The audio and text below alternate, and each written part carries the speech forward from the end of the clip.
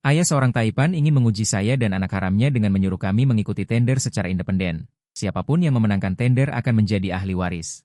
Dia juga merekrut 2 asisten untuk kami. Su Qinghuan, seorang jenius dari universitas ternama, dan Lin Xiwei, seorang lulusan sekolah kejuruan yang bodoh. Anak haram itu tanpa ragu memilih Su Qinghuan, dan meninggalkan Lin Xiwei untukku. Aku menerimanya dengan senang hati. Karena dia adalah cinta diam-diamku yang tak pernah terwujud. Jika dia tidak mengerti format proposal, aku akan begadang membuat 3 atau 5 versi agar dia bisa menirunya. Ketika Lin Xiwei tidak mengerti perhitungan biaya, aku akan mengajarinya langkah demi langkah. Dia takut untuk berbicara.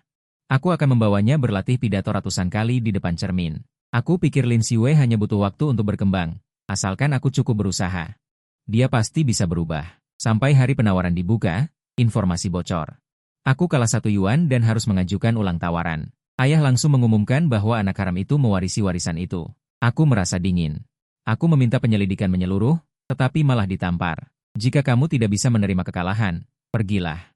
Aku bergegas menanyai Lin Xiwei, tetapi malah melihatnya tertawa genit di bawah anak haram itu. Semua usahamu sudah aku jual kata demi kata. Ternyata kecerobohan Lin Xiwei hanyalah trik untuk menipuku.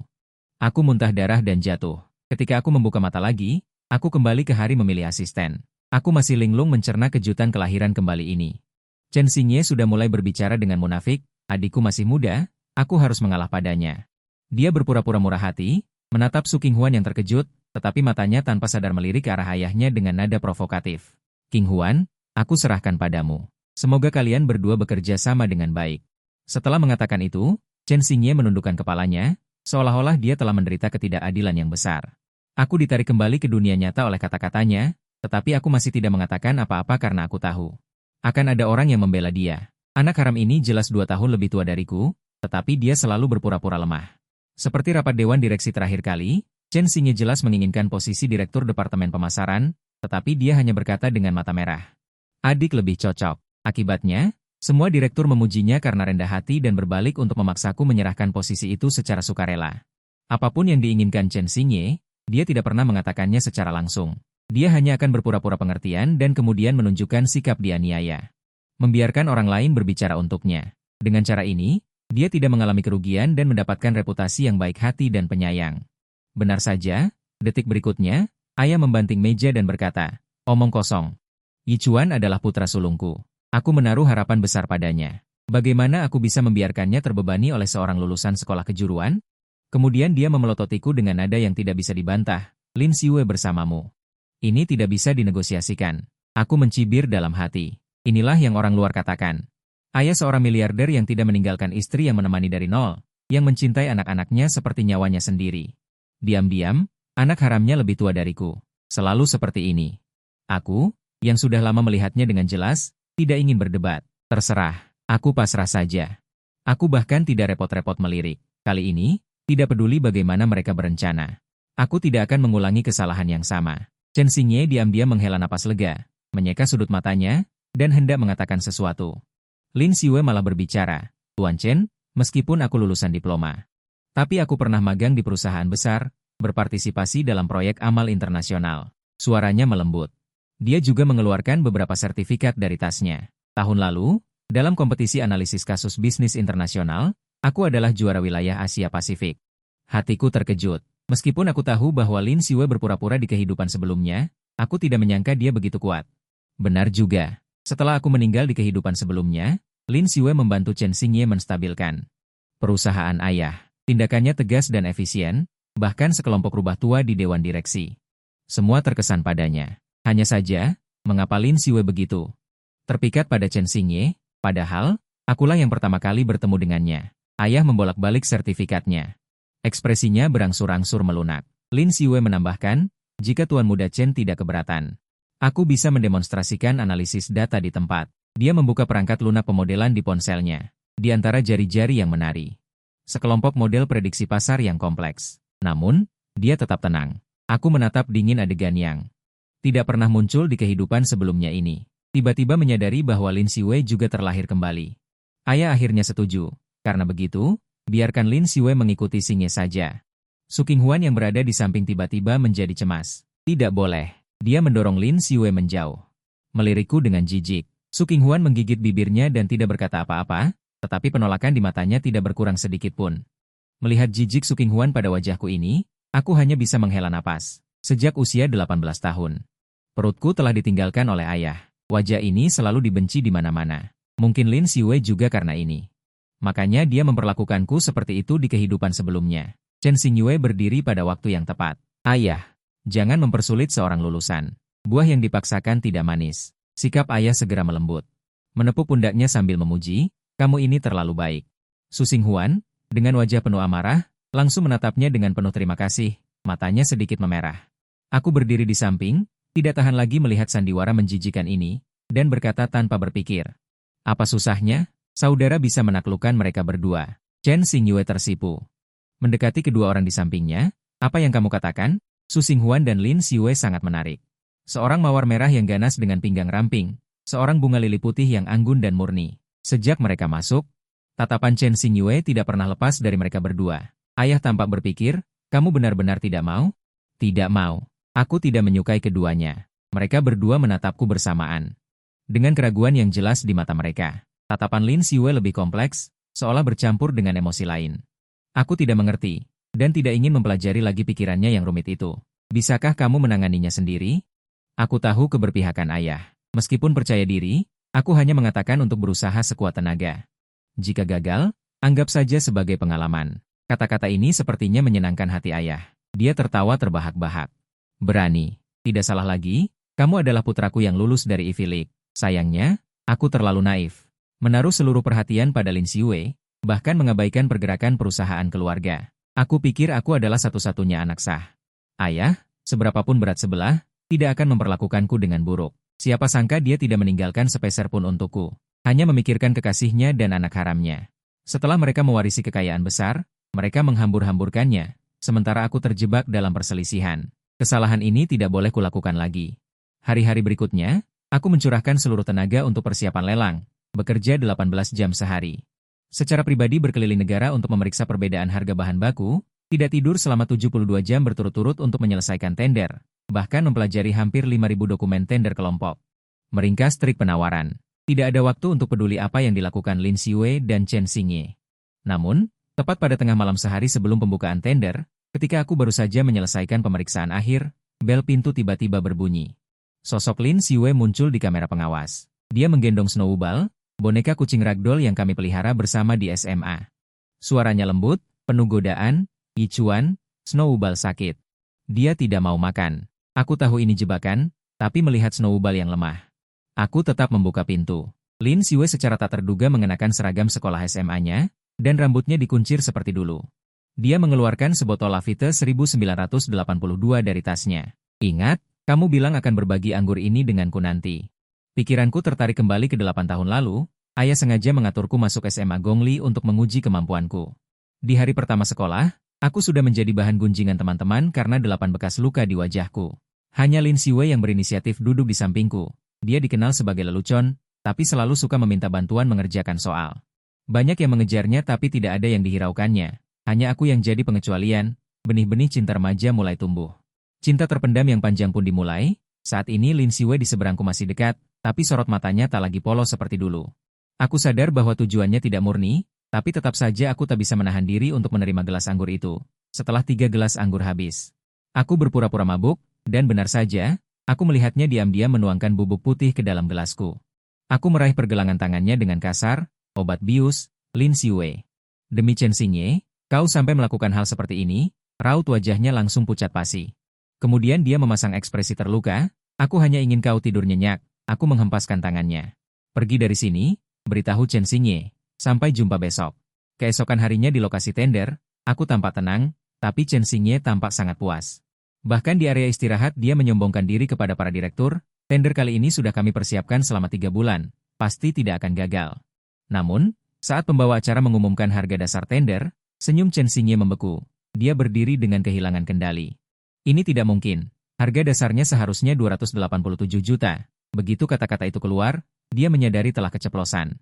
Dia buru-buru meralat, maksudku, sesuai dengan kondisi pasar. Aku perlahan berdiri, kebetulan sekali, tender palsu yang aku buat juga 287 juta.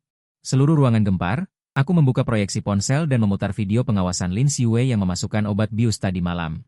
Saat pengumuman pemenang tender, wajah Chen Xingye penuh dengan kekalahan.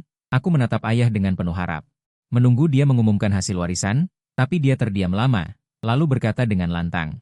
Pembagian warisan masih perlu dibicarakan, karena Yichuan memiliki kemampuan, besok pergi ke cabang Afrika. Menangani sengketa pertambangan, proyek tender penting diserahkan kepada Xingye. Suasana di ruang rapat menjadi sunyi senyap. Beberapa direktur lama yang mengikuti ayah selama lebih dari 20 tahun meramalkan kebodohan, dan akhirnya semua. Menunduk dalam tatapannya yang tajam, aku duduk terpaku di sana, jari-jariku mencengkeram telapak tanganku dalam-dalam. Darah segar merembes keluar dari sela-sela kuku, tapi aku tidak merasakan sakit, aku tidak mengerti. Mengapa ayah begitu pilih kasih? Aku mati-matian membuktikan diri, tetapi malah diusir ke luar negeri. Dibuang sepenuhnya. Aku akan di sini, membiarkan semua orang mencemooh. Membiarkan keputusasaan menyelimuti seluruh tubuh. Terdengar ejekan Chen Xingye di telinga. Kenapa? Tidak terima? Masih ingin mengalahkanku? Kau pikir kau pantas? Saat ini, hanya ada mereka bertiga dan aku di ruang rapat. Su Qinghuan langsung setuju untuk kembali bersama. Coba berkaca dulu. Lin Xiwei memang tidak berbicara, tetapi di depanku, dia melingkarkan tangannya di leher Chen Xingye. Menciumnya. Aku ingin bergegas maju dan menghancurkan kesombongannya, tetapi kakiku terasa seperti diisi timah. Aku terhuyung dan berlutut di tanah. Chen Xingye menatapku dari atas, sampah yang dilahirkan dari ibu sampah. Setelah mengatakan itu, dia pergi dengan angkuh. Aku terhuyung-huyung ke kantor ayah, hendak mengetuk pintu. Tetapi aku mendengar suara percakapan dari dalam. Pengacara dengan hati-hati berkata dengan nada tidak tega, Tuan Chen. Apakah Anda benar-benar ingin memberikan segalanya kepada Tuan Muda Xingye? Bagaimanapun, Tuan Muda Yichuan adalah anak sah, tetapi ayah memotong dengan nada keras. Dulu, jika bukan demi perusahaan, bagaimana mungkin aku menikahi wanita jalang itu? Setelah susah payah menunggunya mati. Sekarang, melihat wajah yang sangat mirip dengannya membuatku jijik. Kata-kata kejam itu membuatku merasa dingin. Membangun imperium bisnis yang akan membuat kota ini mengagumi di masa depan. Dengan tegas berbalik dan pergi. Kembali berkemas, pintu kamar tidur diketuk dengan keras keesokan paginya. Lin Xiwei sama sekali tidak menghiraukan sopan santun dasar. Begitu aku membuka sedikit celah pintu, dia langsung menerobos masuk. Dia meraihku. Tuan muda diculik oleh pesaing. Kau ikut aku sekarang. Untungnya, setelah mengalami kerugian di dunia bisnis di kehidupan sebelumnya, aku secara khusus belajar seni bela diri selama 2 tahun. Dengan satu gerakan, aku melepaskan cengkeramannya. Perhatikan posisimu. Dan, apa urusanku dengan penculikan Chen Xingye? Kau masih punya muka untuk bertanya? Mata Lin Xiwei dipenuhi dengan urat merah, jelas dia tidak tidur sepanjang malam. Dia mengeluarkan ponsel Chen Xingye dari sakunya. Catatan panggilan menunjukkan panggilan terakhir ditujukan kepadaku. Semalam kami sedang. Dia tiba-tiba tersedak, rona merah aneh melintas di wajahnya. Dia tiba-tiba menerima telepon dan bergegas keluar. Bahkan lupa membawa ponselnya. Chen Yichuan, aku tahu kau membencinya karena merebut proyek itu. Tetapi menggunakan cara rendahan seperti ini, apakah kau masih punya hati nurani? Aku menatap ponsel itu. Tiba-tiba tertawa. Cara menjebak yang kikuk ini benar-benar seperti gaya Chen Xingye. Di kehidupan sebelumnya dia sudah menggunakan trik sakit serupa. Mungkin karena kamu tidak cukup telaten merawatnya, sampai membuatnya marah dan kabur. Wajah Lin Xiwei langsung pucat pasi, tetapi kebanyakan orang tidak bisa membantah. Tiba-tiba pintu didobrak. Su Qinghuan masuk dengan wajah pucat, rambut acak-acakan, dia menatap kami. Suaranya bergetar, apakah Tuan Muda Sulung sudah kembali? Belum. Tapi penculik baru saja memberi kabar, mengatakan ada kesempatan untuk menukar orang. Su Qinghuan tiba-tiba bergegas maju dan meraihku. Kukunya menusuk dalam kedagingku. Awalnya Tuan Muda kedua yang menyebabkan Xingye diculik, sekarang adalah waktunya dia menebus dosa. Enyah, aku menampar wajah Su Qinghuan, bahkan jika kehilangan warisan. Aku Chen Yichuan juga bukan domba yang bisa disembelih begitu saja. Saat itu juga, ayah masuk dengan 4 pengawal. Tanpa basa-basi dia langsung menampar, sudut bibirku berdarah. Binatang, kamu berani menyakiti Xingye? Masih tidak tahu malu, ikat dia. Para pengawal menyerbu, aku melawan dengan sekuat tenaga, tetapi 2 kepalan tangan sulit melawan 4 tangan. Segera dijatuhkan ke tanah, ayah menatapku dari atas, matanya penuh dengan kebencian. Serahkan dia kepada penculik untuk menukar orang yang kejam seperti ini, tidak pantas menjadi putra keluarga Chen. Dalam perjalanan menemui penjahat, Lin Xiwei dan aku berada di satu mobil. Penjahat meminta hanya dia yang boleh menemani. Apakah kamu juga terlahir kembali? Dia berinisiatif memecah kesunyian, aku dingin. Tapi kamu masih sekejam biasanya padaku. Dia berhenti sejenak, berbisik, maaf. Aku mendongak, memohon padanya, Lin Xiwei. Bantu aku, Aku mohon bantu aku. Jakunnya bergerak sedikit, memejamkan mata, dan berkata lagi, maaf. Aku putus asa menarik sudut bibirku, hal yang paling tidak kubutuhkan, adalah 3 kata ringan itu. Wajah Lin Xue sedikit menoleh ke samping, rambutnya menutupi alis dan mata, tidak bisa melihat ekspresinya. Hanya mendengar dia berkata dengan berat, aku janji, ini yang terakhir kalinya. Tangannya menutupi punggung tanganku, menggenggam erat, tukarkan dia. Aku akan melakukan apapun untuk menyelamatkanmu. Aku hanya mencibir, sama sekali tidak percaya kata-kata itu. Lin Xue malah menggenggam tanganku lebih erat. Ini hanya tindakan sementara, aku tidak akan membiarkanmu benar-benar terluka. Pertukaran sandera terjadi di gurun yang sunyi, aku dan Chen Xingye berpapasan. Dia tiba-tiba berlari. Lin Xue, aku menoleh dengan cepat. Lin Xue bergegas keluar. Menerima orang itu dalam pelukannya, memeluknya erat-erat, tangannya sedikit gemetar. Kemudian dengan cekatan membantunya memotong tali. Sepertinya Chen Xingye berkata, maaf, tidak bisa melindungimu dengan baik. Tiba-tiba muncul emosi yang tak bisa dijelaskan di hatiku. Padahal, aku sudah siap untuk tidak dipedulikan. Sebuah tangan menarikku, memotong pikiranku. Aku masih ingin mengatakan sesuatu, tapi mulutku sudah dibungkam. Aku sudah berada di ruang gelap kecil selama 3 hari. Tidak ada lagi kulit tersisa di tubuhku untuk dicambuk. Sang pemimpin marah dan membanting barang-barang. Bukankah kamu tuan muda Chen kedua? Kenapa tidak ada sepeser pun uang yang dikirimkan selama 3 hari ini? Apakah kamu benar-benar tuan muda kedua? Aku tersenyum pahit. Hanya ada satu tuan muda Chen yang sebenarnya. Sayangnya, itu bukan aku. Aku memberimu kesempatan terakhir. Orang itu datang di depanku dengan jarum suntik. Setelah ini disuntikan, rasa sakitmu akan diperkuat beberapa kali lipat. Telepon keluargamu. Jika mereka setuju untuk segera mengirimkannya, aku akan melepaskanmu. Jika tidak, aku hanya bisa mengirimkan 10 jarimu kembali. Apa? Jangan. Cairan disuntikan ke leherku, napasku langsung bertambah cepat. Telepon. Ponsel dimasukkan ke tanganku, buku alamat digulir satu persatu. Ayah, nada dering kosong. Chen Xingye tidak menjawab. Lin Xue. Halo. Lin Xue, aku seperti meraih sedotan penyelamat. Cepat bawa uang. Mereka menyuntikkan obat padaku, akan memotong jariku. Suara musik di seberang telepon sangat memekakan telinga. Aku sedikit terkejut. Apa yang sedang kamu lakukan? Yi Chuan. Hari ini adalah pesta warisan Xingye. Tidak baik jika diganggu. Aku membuka mata lebar-lebar. Apa maksudmu? Tunggu sebentar, setelah pesta. Aku akan menjemputmu. Tapi jika sekarang tidak dibawa, aku akan mati. Yi Chuan, hanya 1 malam.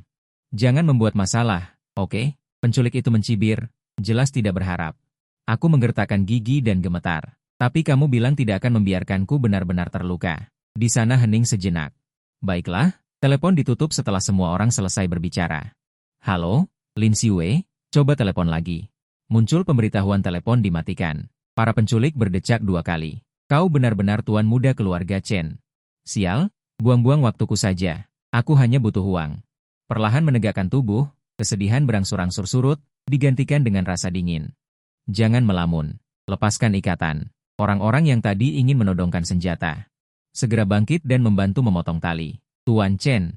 Maafkan kelancangan ini. Aku melempar tali ke tanah dan berbalik pergi. Berdiri di dermaga, aku menoleh ke belakang melihat kobaran api, menyeka noda darah di tubuhku. Mengulurkan tangan kepada wanita di atas kapal. Wajah wanita itu tersembunyi di bawah cahaya, ada bekas luka mengerikan di wajahnya. Sejak saat itu, tidak ada lagi Chen Yichuan di dunia ini, hanya ada musuh bebuyutan keluarga Chen yang tidak akan pernah menyerah. Lin Xue tampak linglung di pesta ulang tahun. Pikirannya dipenuhi dengan telepon tadi. Setelah menyapa Su Qinghuan yang masih bercanda dengan Chen Xingye, dia meninggalkan tempat itu. Tempat terpencil, membalas panggilan. Maaf, nomor Ningbo yang dihubungi sudah tidak aktif. Jantungnya berdebar kencang, dia mencoba menelepon lagi. Nada yang sama masih terdengar. Suara cemas itu terngiang di benaknya. Mereka menyuntikkan obat ke tubuhku. Ingin memotong anggota tubuhku. Kau bilang tidak akan membiarkanku benar-benar terluka. Tapi pesta ulang tahun Chen Xingye juga sangat penting baginya. Xingye bahkan mengundangnya untuk berdansa dengannya nanti. Lin Xue menggigit bibirnya dan segera menelepon. Menyiapkan 5 juta. Pergi bersamaku ke suatu tempat. Lin Xue, suara lembut terdengar dari belakangnya. Dia menoleh, Chen Xingye mengenakan setelan jas yang pas, berdiri di taman di bawah sinar bulan. Seperti seorang malaikat. Kenapa kau meninggalkanku dan lari ke sini? Dia menghampiri Lin Xue. Matanya memantulkan bintang-bintang. Tenggorokan Lin Xue bergerak. Tuan muda kedua mungkin dalam bahaya. Kenapa bisa begitu? Chen Xingye membantunya merapikan kerah bajunya, seolah menyentuh dadanya. Para penculik itu sangat baik padaku. Mereka bahkan memberiku piring buah setiap hari. Lihatlah. Setelah aku kembali, apakah ada luka di tubuhku? Mereka tidak berani menyakiti adikku demi mendapatkan uang. Dia, sejak kecil sudah banyak berpikir. Dia melihat kita tidak bergerak selama 3 hari, dan takut kita tidak menginginkannya lagi. Sengaja berakting. Lin Xiwei ragu-ragu, tapi... Sudah, Chen Xingye mengangkat wajahnya. Kamu bilang ingin menemaniku berdansa. Besok aku akan pergi dengan kalian untuk menjemput adikku kembali. Kamu tidak ada percobaan, kan? Aroma Chen Xingye menusuk hidungnya. Napas Lin Xiwei tercekat, tangannya tanpa sadar melingkari pinggangnya. Ujung jarinya tanpa sadar membelai bagian belakang lehernya. Seharusnya ada bekas luka berbentuk bulan sabit di sana. Satu-satunya kesan yang ditinggalkan oleh dermawan yang menyelamatkannya saat itu. 7 tahun lalu, pada malam hujan itu, setelah dia ditabrak mobil, seorang pria membawanya ke rumah sakit di tengah hujan. Dia sangat kesakitan sehingga dia samar-samar hanya ingat dokter memanggilnya Tuan Muda Chen. Dan bekas luka di belakang lehernya. Selama operasi, dia terus memegang tangannya dan menemaninya melewati saat-saat paling berbahaya. Lin Xiwei, yang baru jatuh cinta pada pria ini tanpa bisa ditarik kembali. Kemudian, dia tahu bahwa dia adalah tuan muda dari keluarga Chen, keluarga terkaya. Dia berusaha sekuat tenaga untuk mendekatinya, menyerahkan segalanya seperti ngengat yang terbang ke api. Bahkan Chen Yichuan, si bodoh yang diam-diam mencintainya. Tapi saat ini, kulit yang disentuh ujung jarinya halus dan baru.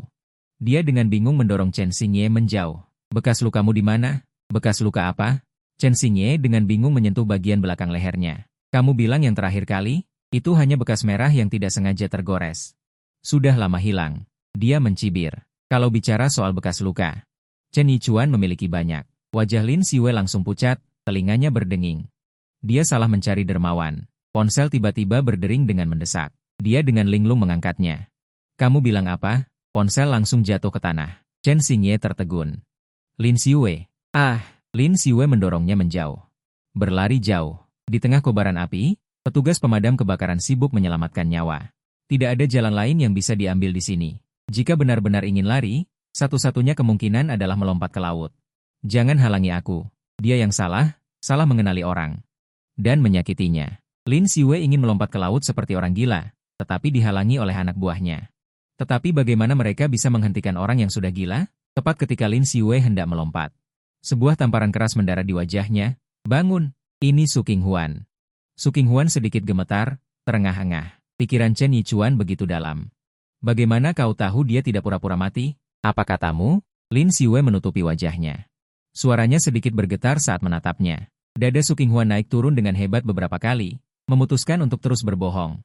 Mayatnya juga tidak ditemukan, penculiknya juga tidak ditemukan. Bagaimana jika ini hanya sandiwara seni yang disutradarai oleh Chen Yichuan? Dia hanya ingin melihatmu cemas. Jika kau benar-benar melompat, kau benar-benar dipermainkan seperti anjing olehnya. Lin Xiwei membuka mulutnya, lalu tertawa. Benar, dia mungkin pura-pura mati. Dia tidak akan mati. Dia berdiri, sudut matanya memerah karena cemas. Dia pura-pura mati. Benar, mayatnya sudah ditemukan. Seseorang berteriak. Lin Xiwei tiba-tiba menoleh. Mayat yang ditutupi kain putih diangkat keluar. Dia berlari ke sana seperti orang gila. Lin Xiwei. Su Qinghuan ingin menghentikannya, tetapi dihempaskan. Lin Xiwei, jangan lihat. Lin Xiwei sudah membuka kain putih itu. Mayat itu hangus, wajahnya tidak bisa dikenali, tetapi perawakannya mirip dengan tuan muda kedua. Pandangannya turun, pupil matanya tiba-tiba menyusut. Jari-jarinya? Dia bertanya kepada staf dengan suara bergetar, tetapi Lin Xiwei seperti orang gila. Di mana jari-jarinya? Di mana jari-jarinya? Su Qinghuan berteriak sekuat tenaga. Melihat Lin Xiwei yang tampak akan jatuh, dia menghela napas. Pulang. Pulang dulu. Tetapi setelah pulang, Su Qinghuan menyesal. Penculik mengirim paket, di dalamnya terbaring rapi 10 jari berdarah. Chen Xingye tiba-tiba dicekik lehernya, ditekan ke dinding. Su Qinghuan dengan cepat berlari ingin menarik Lin Xiwei. Kau gila? Dia tuan muda sulung. Lin Xiwei sepertinya tidak mendengar sama sekali. Apakah kau tahu segalanya? Apakah orang-orang itu orangmu? Bukankah kau bilang kau di sana dirawat dengan baik? Apa arti jari-jari ini? Chen Xingye membuka matanya lebar-lebar dengan ketakutan, hanya bisa mengeluarkan suara lemah dari tenggorokannya. Aku tidak tahu. Su Qinghuan meninju wajah Lin Xiwei, nyaris memisahkan Lin Xiwei dari Chen Xingye. Dia memanfaatkan kesempatan ini untuk buru-buru berdiri di depan Chen Xingye, dengan gigi melindungi Lin Xiwei di depannya. Tuan muda sulung tidak ada hubungannya dengan ini. Kau harusnya berpikir apakah tuan muda kedua berakting. Lin Xiwei tersenyum pahit, dia meneleponku. Aku punya kesempatan untuk menyelamatkannya. Jika bukan karena Tuan Muda Sulung memberikan informasi palsu, bagaimana mungkin aku membatalkan perjalanan? Chen Xingye. Ini pertama kalinya Lin Siwei memanggil namanya langsung. Katakan yang sebenarnya. Apa sebenarnya hubunganmu dengan para penculik itu? Lin Siwei, Chen Xingye menutup mulutnya. Bibirnya sedikit bergetar, wajahnya hancur. Lin Siwei. Su Qinghuan menarik Lin Siwei, minta maaf pada Tuan Muda Sulung. Lin Siwei hanya menatap tajam Chen Xingye. Bicara, kau tahu, tidak ada seorang pun di ruangan ini yang bisa menghentikanku. Su Qinghuan berteriak dengan suara rendah. Adik, air mata Chen Xingye jatuh ke tanah. Dia mengangguk, meraih pedang panjang di dinding, dan meletakkannya di lehernya. Lin Siwei tertegun, Su Qinghuan sudah bergegas, Tuan Muda Sulung. Pedang panjang itu direbut dan dilempar ke tanah, tetapi luka berdarah sudah muncul di leher Chen Xingye. Dia masih berusaha keras untuk menyentuh pedang panjang. Lepaskan, apakah aku harus mati agar aku bersih? Jangan halangi aku, biarkan aku menemani adikku. Su Qinghuan memeluknya erat. Dengan cemas menegur Lin Siwei, apa yang kau tunggu? Cepat minta maaf. Mata Chen Xingye memerah menatap Lin Siwei. Lin Siwei, kau tidak percaya padaku? Jika aku mengeluarkan hatiku dan menunjukkannya padamu, apakah kau akan percaya padaku? Melihat tetesan darah yang mengalir dari lehernya. Lin Siwei maju beberapa langkah, membungkuk, dan memeluknya erat. Maaf, suara Lin Siwei rendah, seluruh tubuh Chen Xingye bergetar. Tinju demi tinju menghantam dadanya, dia tidak melawan, malah memeluknya lebih erat. Hingga Chen Xingye menangis di pelukannya, Su Qinghuan menghela napas lega. Melihat Lin Siwei memeluknya begitu erat. Matanya yang baru saja rileks menjadi lebih khawatir. Di seberang lautan, di sebuah ruangan yang remang-remang, aku melihat harga saham Chen yang terus menurun. Dengan puas menggoyangkan gelas anggur merah dan duduk di sofa. Selamat Tuan Xie, tak lama lagi Chen akan kau injak-injak. Xie Xiao tersenyum, aku tidak menyangka Tuan Muda kedua Chen bisa menyerang keluarganya sendiri. Lebih kejam dari yang kubayangkan. Tuan Xie terlalu banyak berpikir. Bagaimana mungkin keluarga Chen tidak menyelamatkan putra dan adik mereka sendiri? Hari itu, ketika aku meminta bantuan. Ayah tidak benar-benar sibuk, karena perayaan yang melibatkan Chen Xingye ini, dia akan membatalkan semua pekerjaan untuk menemaninya. Alasan mengapa sibuk hanyalah menutup teleponku, poin ini. Mata-mata yang ditempatkan Xie Xiao di tempat acara juga membenarkan bahwa ayah merasa kehadiranku tidak penting. Untungnya, Nona Lu tepat waktu mengganti penculik yang diatur oleh Chen Xingye. Kalau tidak, jariku akan benar-benar dipotong. Xie Xiao melengkungkan bibirnya, hanya mendengarkan saranmu. Tapi ku dengar kau baru-baru ini menyelidiki pembukuan keluarga Xie. Tangan saya yang memutar gelas anggur merah berhenti sejenak. Wajahnya yang penuh luka membentuk senyum berbahaya, lalu mencengkeram daguku.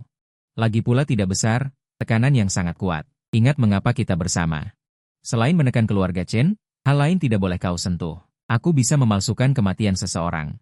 Juga bisa membuatnya menjadi kenyataan. Napas yang merampas menjadi kacau sesaat. Aku melengkungkan bibir dan menggenggam tangan Xie Xiao.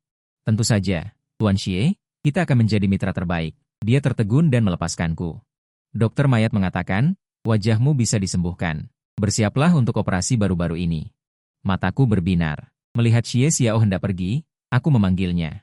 Kenapa kau tidak mencoba menyembuhkan wajahmu? Dia menoleh.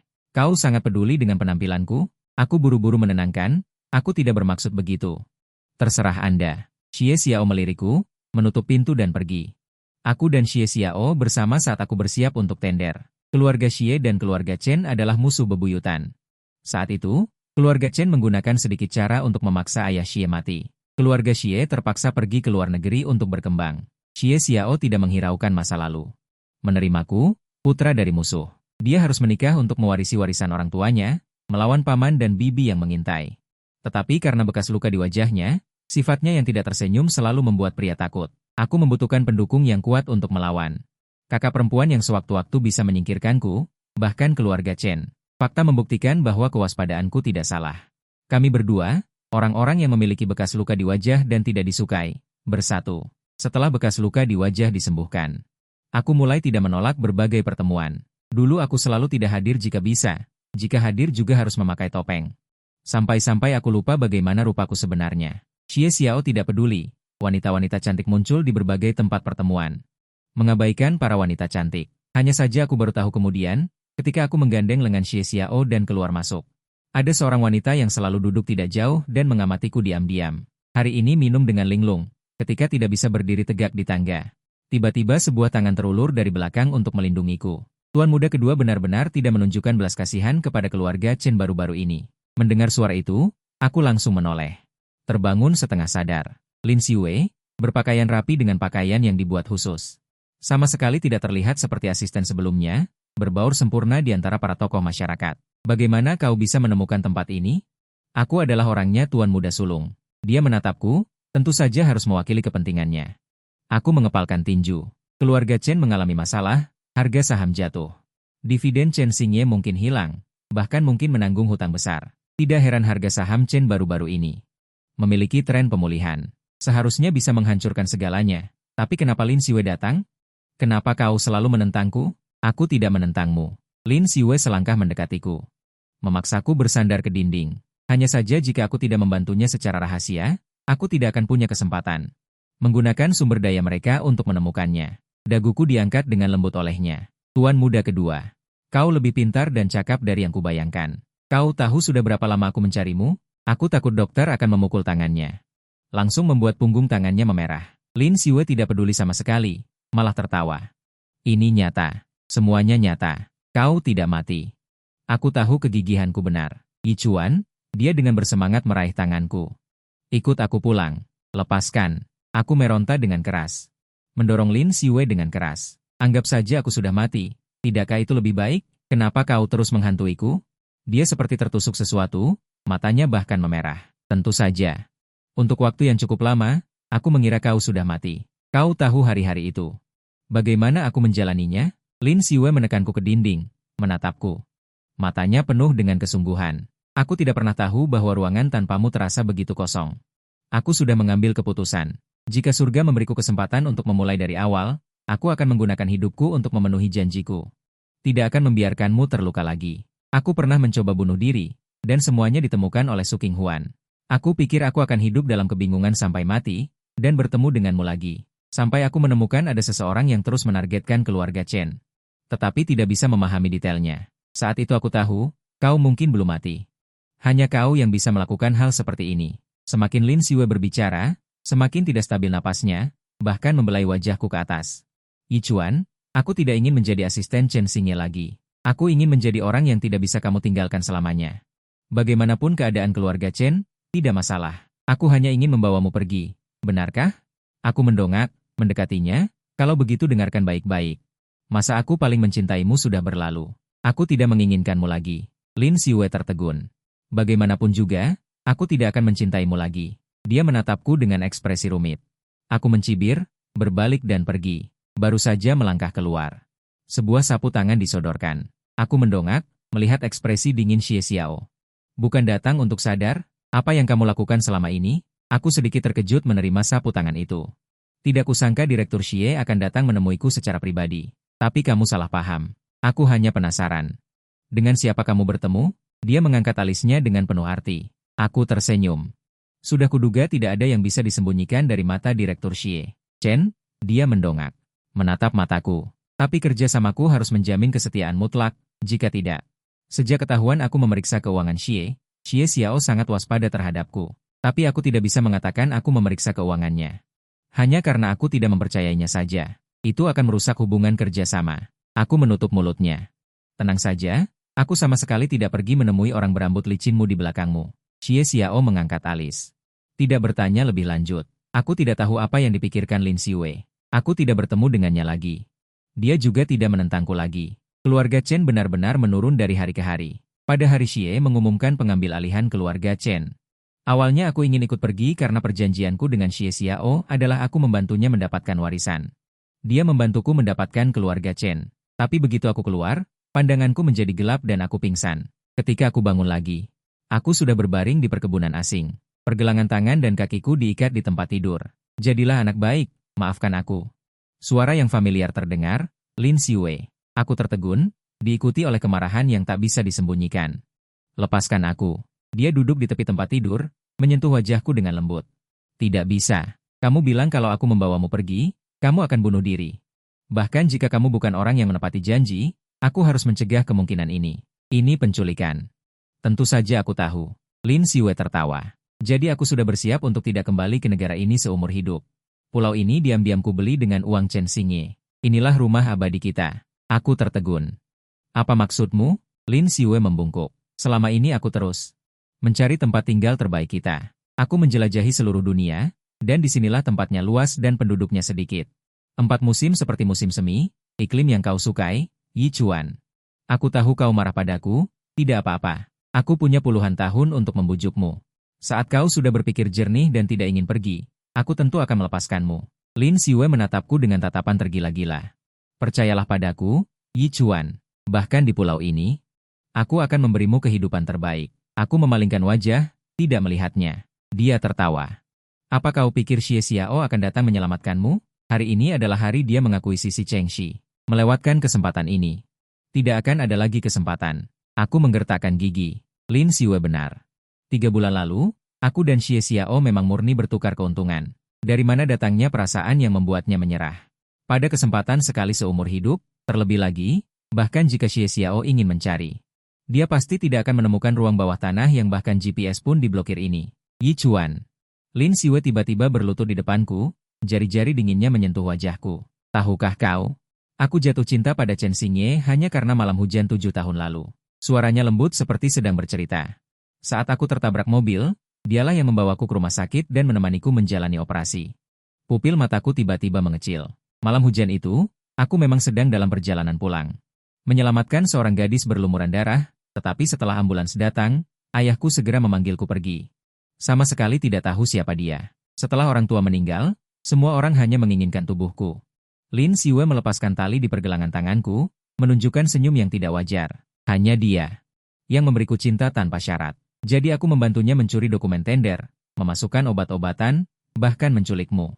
Tetapi sekarang aku tahu, orang itu adalah kau.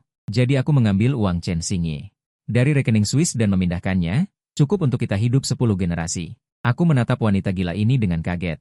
Hanya karena Lin Siwei salah mengenali penyelamatnya, dia bisa melakukan hal seperti itu untuk Chen Xingye. Sekarang setelah menemukan kebenaran, dia tanpa ragu mengkhianatinya. Perasaan bengkok semacam ini bahkan lebih buruk daripada perhitungan Chen Xingye.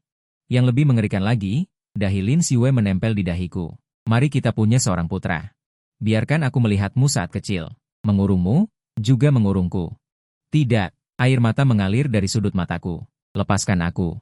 Tepat ketika kami akan berciuman, suara alarm tiba-tiba berbunyi. Lin Siwei melepaskanku. Melirik monitor, dia benar-benar mengeluarkan pistol. Xie Xiao berani datang. Xie Xiao. Aku tertegun. Lin Siwei memberi isyarat. Orang-orang yang mengikutinya langsung mengisi peluru. Jika dia mati di sini, pulau ini sepertinya akan ditutup untuk sementara waktu. Tidak, Lin Siwei. Aku ingin menghentikannya. Namun, dia sudah membuka pintu dan keluar. Aku sangat cemas, tatapanku tertuju pada pisau buah di atas meja. Aku menggunakan seluruh kekuatanku dan menggigit gagang pisau. Ketika aku tiba di lantai bawah, hal pertama yang kulihat adalah para pengawal yang bergeletakan di tanah dan pistol yang ditarik Lin Siwei. Asisten. Aku tiba-tiba berdiri di depan Xie Xiao. Moncong pistol yang gelap itu tepat berada di dahiku. Satu tembakan, 2 wanita terkejut. Lin Siwei menatapku dengan heran. Lebih baik mati daripada melindunginya dari peluru, senyum Lin Siwei mengejek. Aku menatapnya dengan tajam. Xie Xiao segera melindungiku di belakangnya, tetapi Lin Siwei perlahan menurunkan pistolnya dan berbalik. Bawa dia pergi. Lin Siwei, aku sedikit terkejut. Cepat pergi, aku mungkin berubah pikiran detik berikutnya. Xie Xiao menatapnya dengan waspada. Melindungiku langkah demi langkah saat kami pergi. Saat akan keluar, Lin Siwei memanggilku. Yi Chuan. Aku menoleh, jaraknya terlalu jauh. Dia tidak bisa melihat dengan jelas. Maaf, aku baru mengenalimu selarut ini. Aku berbalik dan pergi. Saat keluar, suara tembakan tiba-tiba terdengar dari dalam rumah. Aku tiba-tiba menoleh, tetapi Xie Xiao menutupi mataku. Jangan lihat. Aku tahu, Lin Siwei bunuh diri. Xie Xiao melewatkan kesempatan akuisisi terakhir. Tetapi ketika kami kembali ke negara itu, keluarga Chen hancur dengan sendirinya. Keluarga Chen tidak hanya memiliki cabang kami ini. Ayah meninggal karena serangan jantung ketika keluarga Chen mulai menurun. Setelah terjadi sesuatu, setiap faksi sibuk menyelamatkan diri. Sudah lama terkuras habis. Saya bertemu Chen Xingye di kantor polisi, perampok hari itu. Awalnya itu adalah drama yang dia atur. Dia takut dengan kemampuan saya dan lebih takut saya naik ke posisi tinggi. Merebut segalanya, jadi dia langsung membunuh. Hanya saja Chen Xingye tidak menyangka. Setelah dia pulang, orang-orangnya sudah digantikan oleh Xie Xiao. Tuduhan penculikannya ditegakkan. Menghadapi hukuman penjara, saya melihat Su Qinghuan, dia tampak lebih kurus. Matanya cekung, sepertinya sudah lama tidak tidur nyenyak. Melihat saya, Dia tersenyum pahit. Lin Xue benar-benar bodoh, rela mengorbankan nyawanya untukmu. Saya mengerutkan kening. Menurutmu dia pantas mendapatkannya? Su Qinghuan menggigit bibirnya, matanya memerah. Berjalan terhuyung-huyung meninggalkan kantor polisi. Beberapa hari kemudian, saya meletakkan bunga di depan batu nisan Lin Xue. Anak kandung bergumam di depan batu nisan. Xie Xiao tiba-tiba berbicara, aku akan menghilangkan bekas luka ini. Saya penasaran dan mendongak, kenapa tiba-tiba ingin dihilangkan? Setelah dihilangkan, mungkin kamu akan lebih menyukainya. Saya bingung, dia dengan canggung melirik batu nisan Lin Xue. Kamu menyukainya? Saya tertawa. Apa yang kamu pikirkan? Saya hanya mengatakan kepadanya, kita sampai di sini saja. Bahkan jika ada kehidupan selanjutnya, jangan pernah mencariku lagi. Wajah Xie Xiao tampak lebih baik, tetapi setelah kembali, dia masih tidak sabar untuk menghilangkan bekas lukanya. Aku tidak bisa menahan tawa. Penampilannya dulu, bahkan dengan bekas luka pun tetap memiliki pesona tersendiri. Namun, saya tidak menyangka bahwa hal pertama yang dilakukan Xie Xiao setelah menghilangkan bekas lukanya adalah memberikan kekuasaan keuangan kepada saya. Tuan Xie sangat mempercayaiku. Dulu, itu salahku. Dia meminta maaf dengan canggung. Setelah ini, keuangan Xie ada di tanganmu. Aku tertawa. Tuan Xie benar-benar berencana untuk menghabiskan seluruh hidupnya bersamaku. Tetapi jika kamu tidak puas, kamu bisa menceraikan. Aku tidak memaksamu. Aku tertawa, menggenggam tangannya. Tidak akan menceraikan. Tuan Xie adalah mitra terbaikku. Dia menatapku. Hanya mitra, aku mengubahnya, istri. Pipinya merona merah.